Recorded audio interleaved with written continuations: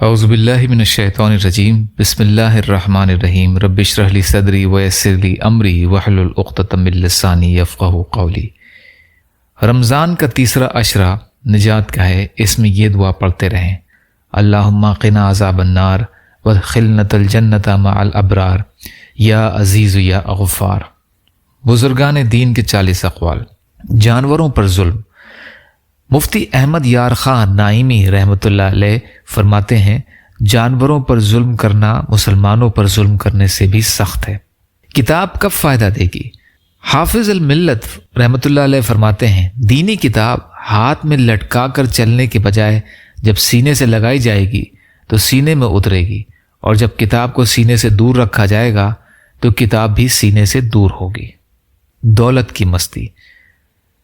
قطب مدینہ رحمۃ اللہ علیہ فرماتے ہیں، دولت کی مستی سے اللہ پاک کی پناہ مانگو، اس سے بہت دیر میں ہوش آتا ہے۔ سنت کی پیروی۔ ایک بزرگ کا قول ہے، میرے نزدیک سنت کی پیروی 1000 سال کی نفل عبادت سے بہتر ہے۔ 1000 سال کی نفل عبادت سے بہتر ہے۔ مرتے وقت کلمہ نصیب نہ ہو۔ مشائخ کرام رحمۃ اللہ علیہ فرماتے ہیں، جس شخص کو مسواک کی عادت ہو، مرتے وقت اسے کلمہ پڑھنا نصیب ہوگا، اور جو افیم کھاتا ہو، مرتے وقت اسے کلمہ نصیب نہ ہوگا۔ یا اللہ ہم سب کو کہنے سننے سے زیادہ عمل کی توفیق عطا فرما۔